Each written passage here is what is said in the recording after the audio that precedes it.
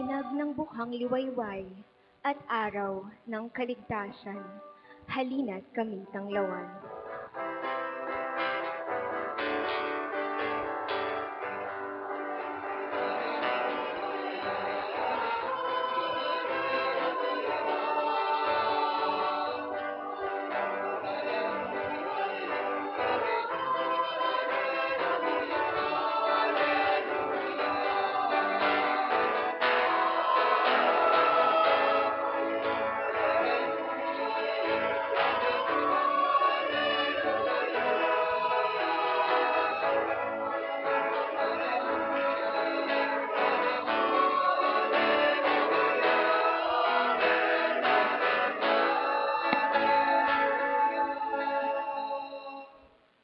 Sumainyo ang Panginoon. At sumayo rin. Ang mabuting balita ng Panginoon ayon kay San Lucas. Papuri sa iyo, Panginoon.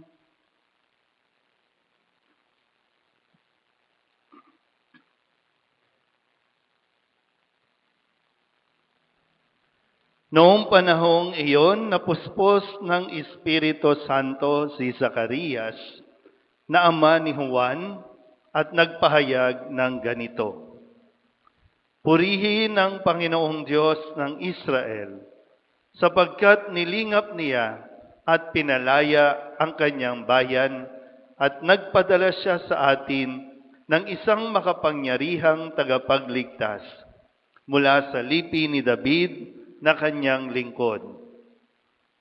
Ipinangako niya sa pamamagitan ng kanyang mga banal na propeta noong una na ililigtas siya tayo sa ating mga kaaway at sa kamay ng lahat ng napupuot sa atin. Ipinangako rin niya na kahabagan ang ating mga magulang at aalalahanin ang kanyang banal na tipan.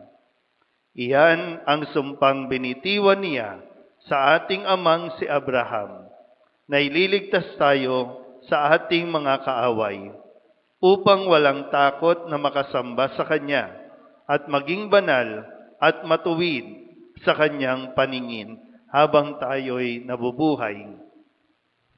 Ikaw naman, anak, ay tatawaging propeta ng kataas-taasan, sapagkat mauuna ka sa Panginoon upang ihanda ang kanyang mga daraanan at ituro sa kanyang bayan ang landas ng kaligtasan, ang kapatawaran ng kanilang mga kasalanan, sapagkat lubhang mahabagin ang ating Diyos. Magbubukang liwayway sa atin ang araw ng kaligtasan upang magbigay liwanag sa mga nasa kadiliman at nasa lilim ng kamatayan, at patnubayan tayo tungo sa daan ng kapayapaan. Ang mabuting balita ng Panginoon. Pinupuri ka namin, Panginoong Heso Kristo. Isang magandang gabi po sa inyong lahat. Palapakan natin ang Panginoon. At tayo po ay nasa huling araw ng ating pagnonobena, ika-9 na araw ng ating paghahanda bago po ang araw ng kapanganakan ng ating Panginoong Heso Kristo. 9 na araw, katumbas ng 9 na buwang pagdadalang tao ng mahal na Birhen. Nasamahan niyo ba siya ng 9 na araw? O putol-putol? Sinong nakakumpleto ng 9 na araw? Taas ang kamay. Yung iba, nakunan. Pero sa pagtatapos natin ng araw na ito, ng 9 na araw, sana po wala tayong nakalimutan. Nawa ay talagang naalala natin ang kwento ng pag-ibig ng Diyos. Preparation pa lang ito. Paghahanda pa lang. Pero inyo, binigyan tayo ng 4 na linggo. Kaya nga yung corona ng Adbyento, may sindi na lahat ng kandila, katumbas ng 4 na linggong ibinigay sa atin para ihanda ang ating sariling sa pagdating ng Panginoon. At ngayon, 9 na araw, binuno natin para atin ding alalahanin ang mga naging bahagi, yung mga may ginampanan sa kwento ng pagmamahal ng Diyos, kwento ng kaligtasan ng tao. Okay ba tayo? O tulala na? Kapit lang, no? Isang araw na lang eh. Binuo mo yung 4 na linggo, yung 9 na buwan, baka naman bukas wala kayo dito. Mababaliwala lahat ng ito pag wala ka sa araw ng kanyang pagsilang. Anong oras ba misa dito bukas? 8:30. Isa lang? Isa lang. So sana po, no? Pakatandaan nyo mabuti. Matulog kayo para nang sa ganon, sa araw ng pagsilang ni Kristo, talagang masaksihan mo at makita mo ang kanyang unang pagdating. So balikan lang natin ang ilan sa mga naging aral mula sa kwento ng atin pong pagmimisa ng simbang gabi. Unang araw, sino ang ipinakilala sa atin ng unang araw? Si Juan Bautista. Actually, siya ay ipinakilala ni Jesus, di ba? Noong unang araw, si Jesus ang nagpakilala sa kanya nang sabihin niyang si Juan Bautista ang nagpapatotoo. Bagamat hindi niya kailangan ng patotoo, pero tinanggap niya ang patotoo ni Juan tungkol sa katotohanan. Sabihin niyo nga sa katabi ninyo, maging totoo ka. Kasi ang namumuhay sa katotohanan, humikilala sa nag-iisang katotohanan. At sino ang katotohanan? Si Kristo. O kaya, matapos yung unang araw na iyon, so flashback tayo, balik tayo sa pinakaumpisa ng kwento. Sa ikalawang araw, sino ang ipinakilala sa atin? Ang angkan ni Jesus, ang lahing pinagmulan ni Jesus mula sa angkan, mula sa pangalang Abraham hanggang kay Jose na asawa ni Maria na ina ni Jesus. Kwento ng isang pamilya. At hindi perpekto ang pamilya. Pero ganun pa man, laging nagbibigay ng pagkakataon para ayusin, itama ang mga pagkakamali ng mga nakalipas. Yun nga lang, ikaw, sa panahon mo ngayon, kasi karugtong ka lang, no? Karugtong ka lang ng lahi na iyong pinagmulan. Ikaw ba ang magtatama na o ikaw din ay sasama sa mga nagkamali? Ngayon ba, ikaw ay gumagawa ng pagkakamali o nagsisikap kang gumawa ng tama? Ikatlong araw, sino ang ipinakilala na sa atin? Si Jose. Parang iba, tulala. Sino bang sinubaybayan nyo? Si Jose na. Kaya nga, doon sa ikalawang araw, ang huling pangalan, bago si Maria, si Jose, na asawa ni Maria, na ina ni Jesus. Sa ikatlong araw, muntikan nang magkaroon ng problema. Muntikan nang hindi matuloy ang pag-aasawa kasi natuklasan ni Jose na si Maria ay buntis na.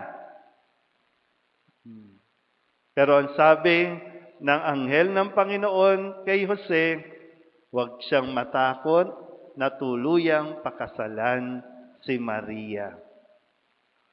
Sabihin niyo nga sa katabi ninyo, huwag kang matakot. Sa mga nagsasama dito na hindi pa kasal, anong petsa na? Anong ikinakatakot mo? Bakit hanggang ngayon hindi mo pa rin pinakakasalan yung babaeng kasama mo o kinakasama mo? Hanggang kailan? Sana ito na ang huling Pasko ninyo na magkasama kayo na hindi kasal. Nawa sa susunod, kaya nga maging matapang ka nawa katulad ni San Jose, natutong makinig sa Diyos. Meron bang mga nagsasamang hindi kasal dito? O kaya kasal sa sibil? May libreng kasal ba dito? Oh, meron naman pala dito eh. Gusto niyo ng mahabang lakaran? Doon sa amin, sa San Jose. Yan, mahaba yun. Pero yun, no? O, ika-4 na araw, sino ang pinagnilayan natin sa ika-4 na araw? Si lay minister, sagot naman kayo. Ano, tutulog kayo lagi pag ano? Lay minister, si Zacarias. Matapos si Jose, kausapin ng anghel, si Zacarias naman ang kinausap ng anghel at sinabing, Zacarias, sa wakas, dininig na ng Diyos ang inyong panalangin. Kayo ni Elizabeth magkakaanak na. Matanda na sila pareho. Mga 80 plus na pareho. Baog pa si Elizabeth. Pero para patunayang walang imposible sa Diyos. Kaya ibinigay ang katuparan ng pangako ng Diyos sa kanila. Sila ay nagkaanak. Yan. Natandaan nyo ha, walang panalangin hindi nakakarating sa Diyos. Yun nga lang, ibinibigay niya yan sa takdang panahon, sa panahong kanyang nais. Kaya matuto lang tayong maghintay. Abutin man yan ng 9 o 7, basta't maghintay ka lang. Okay? Ika-4. Ika-5. Sino ang ipinakilala sa ika-5? Si Sakristan. Sino? Ha? Brad, sino? Dapat lahat ng nagsiserve attentive. Diba? Hindi lang tayo magsiserve. Dapat nakikinig tayo kasi taon-taon ito yung kwento eh. Kaya lang, taon-taon nakakalimutan natin. Kaya dapat unti-unti, naaalala mo yung pagkakasunod-sunod ng kwento. O, ika-5 araw, sino? Si Maria. Di ba, nagpakita na ang anghel. Kasi yung iniisip ni Jose, ano ba, niloko ba ako ni Maria? O ngayon, sa ika-5, nalaman natin, hindi naman niloko ni Maria si Jose. Kasi lumitaw ang anghel at sinabi ng anghel, Maria, huwag kang matakot, ikaw ay kalugod-lugod sa Diyos. Ikaw ay maglilihi at manganganak ng lalaki. So dito, magandang paalala sa atin na minsan may sarili tayong plano. O madalas, may mga plano na tayo sa buhay. Pero tandaan ninyo, mas maganda ang plano ng Diyos. Kailangan mo lang talagang buksan ang iyong isipan para makita mo kung ano at saang direksyon ka dadali ng Diyos. Kasi kapag sinunod mo ang plano ng Diyos, hindi ka naman niya pababayaan. Okay? So, ika-5. Ika-6. Si Jose. Ika-7. Sino? Jose pa rin. Kasi 'di ba, Sabado ng gabi at Linggo, at yung Linggo ng gabi, yun pa rin. Talagang binigay sa atin na pagnilayan natin, ano ba ang dapat nating matutunan kay Jose? Tandaan niyo po ha, mga kalalakihan, mga tatay na naririto. Di ko alam kung anong sitwasyon ninyo sa bahay, kung close ba kayo o hindi, pero tandaan ninyo, ang Diyos ang pumili sa inyo para maging asawa at maging ama sa inyong pamilya. Mga anak na naririto, sana po, no?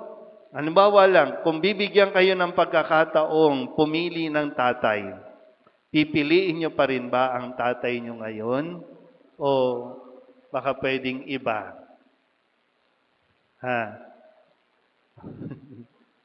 Pag nilayan nyo na mabuti, ha? Kaya nga, ipinapaalala sa atin. Kasi hindi ba, minsan, yun ang problema natin. Laging malayo ang loob natin sa tatay, masama ang loob natin sa tatay, ang tingin natin sa tatay, immature, irresponsible. tamad, lasenggo, babaero, mabisyo, lahat ng pangit na nakikita natin sa kanila. Pero ang hindi natin sinusubukan gawin, unawain kung ano ang pinanggagalingan nila. Bakit sila ganon? Nasubukan na ba nating kausapin sila ng masinsinan? Nasubukan mo na rin ba na tanungin? Kasi ngayon, magpapasko, hindi ko alam kung kinausap mo na ba ang tatay mo?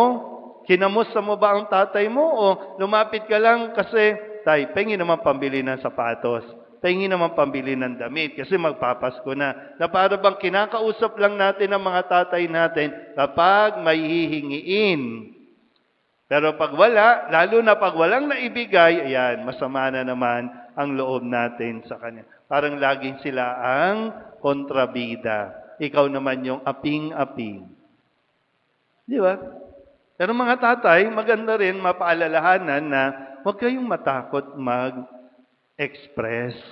Huwag kayong matakot magsabi ng inyong nararamdaman. Lalo na kung meron kayong pinagdadaanan. Meron kayong anak, meron kayong asawa.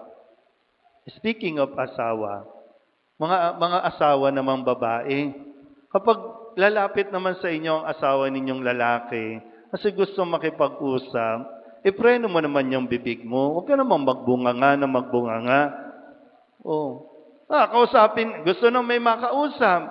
Kaya lang, ikaw naman, walang preno ang bibig. O sinong kakausapin? E di yung bote, kasi yung bote, marunong makinig sa kanya. Di ba? May mga pinagdadaanan ng mga tatay. Kailangan lang natin malaman din, anong pinanggagalingan nila? Bakit sila ganyan? O bakit sila nagkaganyan? Ang magandang pagkakataon sana, ngayong Pasko, magkaroon ng konting usapan man lang. Ang mga lay minister, bago maglasing. Mahirap kasi kausap paglasing paglasing naman, minsan paglasing, samantalahin nyo, yung nararamdaman nila, totoo yun. Malakas ang loob nila paglasing Pero intindihin hindi yung magalit, intindihin. Yan. Okay tayo? O ikawalo, ano nangyari sa kwento? Ikawalo, kagabi lang ito Epektosan ko na kayo, kanina pa kayo, ayun sumagot. Ikawalo. Ikapito pala, ikapito. Hindi. Ikapito, ano nangyari? Ikapito, si Maria. Di ba yung awit ng Magnificat? Umawit si Maria, di ba? Umawit. Di ba? Ang puso ko'y napupuri sa Panginoon at nagagalak ang aking espiritu. Kaya nga, di ba? Matapos malaman ni Jose, nawala lang isang bahagi ng kwento, ito na ngayon si Maria umawit. At magandang paalala sa atin, ngayong Pasko, kung gusto mong maging masaya, huwag mong balikan yung mga pangit na nangyari. Kaya nga, di ba si Maria, sabi niya, ang puso ko'y napupuri. Ako'y iniangat niya mula sa yung problema may pagdadaan ng problema si Maria kasi nasa bahay siya ni Elizabeth, pabalik na siya sa kanila, so haharapin niya na, buntis na siya. Paano niya ipapaliwanag na buntis na siya? Pero nagawa pa rin ni Maria na alalahanin ang magagandang bagay, kaya nagawa niyang umawit ng papuri sa Diyos. Maraming ginawang magaganda ang Diyos sa buhay mo. Balikan mo yun. Huwag na yung either iniwanan kayo ng tatay nyo, ng magulang ninyo, pinagpalit kayo. Huwag na yun. Nabuhay ka pa. Mayroon pa kayong mga memories na po pwede nyong balikan na masasabi ninyong, salamat sa Diyos. Kasi pag wala kayong naalala at inisip nyo lagi yung wala, inisip nyo lagi yung sakit, mag-i-emote talaga kayo sa Pasko. Okay? Ngayon, ikawalo. Yan na yung bibigay pangalan kay Juan Bautista. Yung pagbibinyag kay Juan Bautista. Tandaan natin mabuti kasi ginigit nung iba na dapat Zacarias ang ipangalan sa bata. Pero hindi pumayag ang mag-asawa. Hindi. Juan ang pangalan. Kasi Juan, ibig sabihin, ang Diyos ay mapagpala. Isang biyaya na natanggap nila sa kabutihan ng Diyos. Sabihin nyo nga sa katabi ninyo, isa kang biyaya. Yung mga anak, mga anak, mga magulang, ibalik nyo ulit ang tingin ninyo sa inyong mga anak, biyaya, pagpapala. Iparamdam nyo sa kanila na na-appreciate nyo ang biyaya ng Diyos at ikaw yan. Kahit naman lahat tayo, bago ka naging magulang, ikaw ay naging biyaya sa iyong magulang. Pag hindi mo na ulit naalala yan, nakalimutan mo na ikaw ay biyaya, kaya bumibigat ang ating pakiramdam kasi para bang ito, naku, magpapasko na, problema na naman ito. Yung mga tingin ninyo sa anak, problema. Na araw-araw na lang na ginawa, ang tingin mo, paggising mo pa lang, ano ba naman ito? Baon na naman, ano ba naman ito? Hihingi na naman ito. Nawala na yung saya na paggising mo sa umaga, salamat sa Diyos, ito yung mga anak mo, biyaya ng Diyos sa iyo yan. Nagkakaroon ka ng pagkakataon para magkaroon ka ng fulfillment sa pagiging ikaw. Sabihin nyo nga ulit sa katabi ninyo, biyaya ka ng Diyos.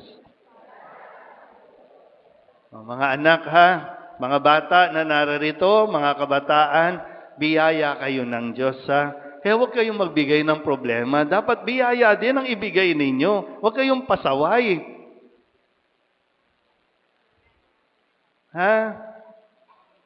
Uy.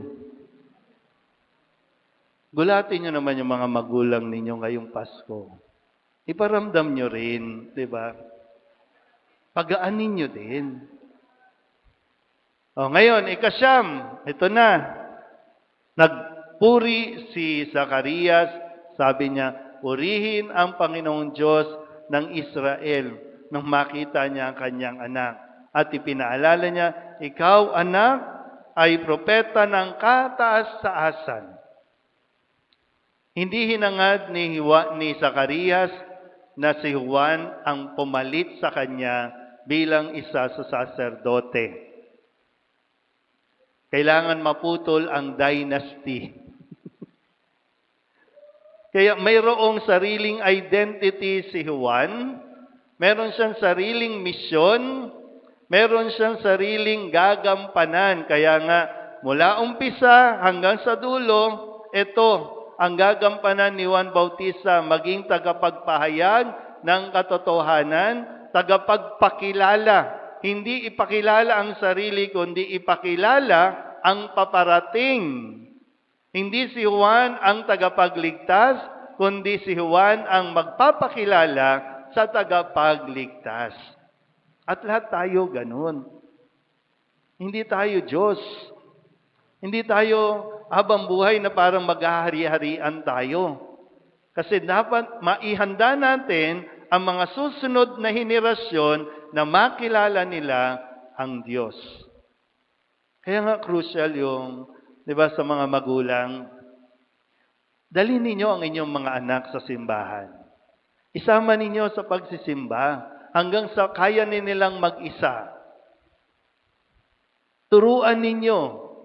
Kasi responsibilidad niyo yan. Turuan sila na makilala si Kristo. Nang sa ganon, maipakilala nila si Kristo sa tamang panahon. At yun ang ginawa ni Juan Bautista. Kaya ngayon, pinaghahanda tayo at sana maging handa tayo at gising sa pagdating ng Panginoon. Amen?